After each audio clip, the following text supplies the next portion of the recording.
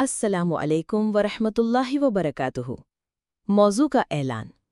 آج ہم ذکر کریں گے ہمارے پیارے نبی صلی اللہ علیہ وسلم کے اوصاف جو واقعی تمام جہانوں کے لیے رحمت بن کر آئے۔ قرآن کی آیت شامل کریں۔ وما ارسلناک الا رحمۃ للعالمین۔ مختصر وضاحت۔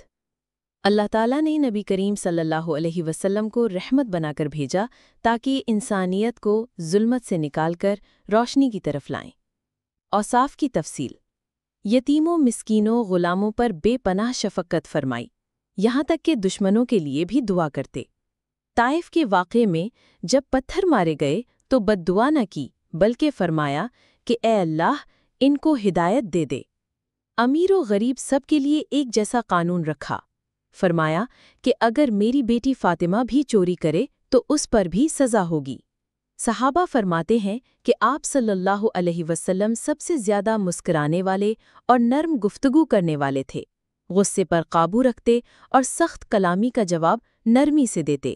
نبوت سے پہلے ہی الصادق الامین کے لقب سے مشہور ہوئے۔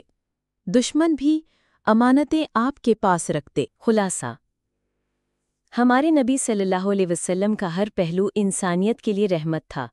اگر ہم اپنے کردار میں آپ صلی اللہ علیہ وسلم کے اوصاف شامل کریں تو دنیا بھی سنور جائے اور آخرت بھی۔